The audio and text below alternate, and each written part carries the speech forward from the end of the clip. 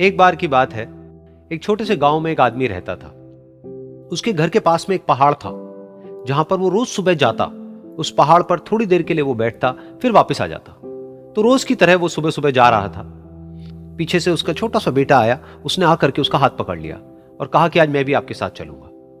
उसने पहले तो उसको थोड़ा सा समझाया और मना किया। कहा कि जो रास्ता है वो बहुत ही छोटा है और चढ़ाई बहुत ज्यादा है, तो तुम मेरे साथ नहीं चल पाओगे।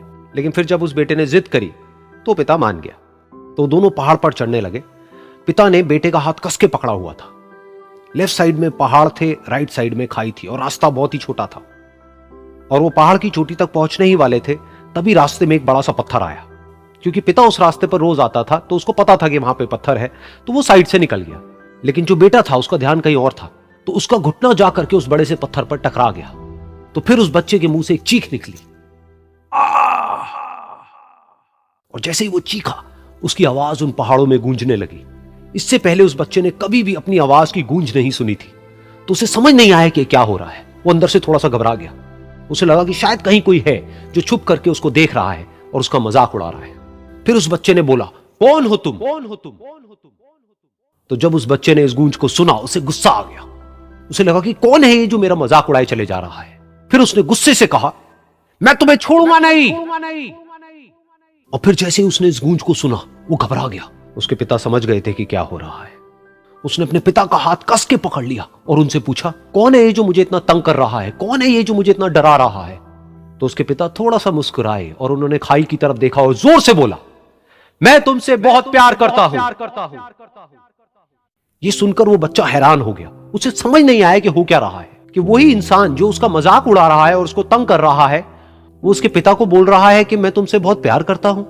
तो उसके पिता ने अपने बेटे को देखा और वो समझ गए कि उसके मन में क्या चल रहा है।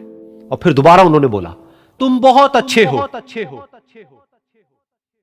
और ये सुनकर उनका बेटा भी थोड़ा सा मुस्कुराया और पूछा अपने पिता से कि ये क्या हो रहा है। और फिर उसके पिता ने अपने बेटे को समझाया, ये जो आवाज तुम सुन रहे हो ना, ये किसी और की नहीं है, ये तुम्हारी ही आवाज है जो कि पहाड़ों में गूंज रही है और तुम्हें अपनी ही आवाज सुनाई दे रही है।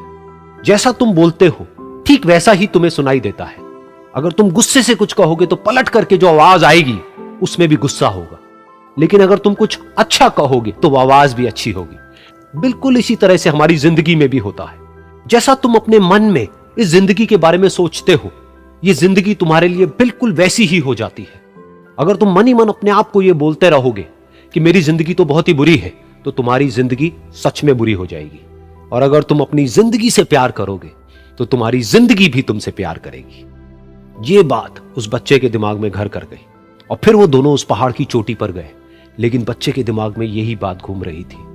और फिर वो बच्चा खिलखिला के हंसा और उसने अपने दोनों हाथ खोले और अपनी पूरी ताकत से बोला, मैं तुमसे बहुत प्यार करता हूं।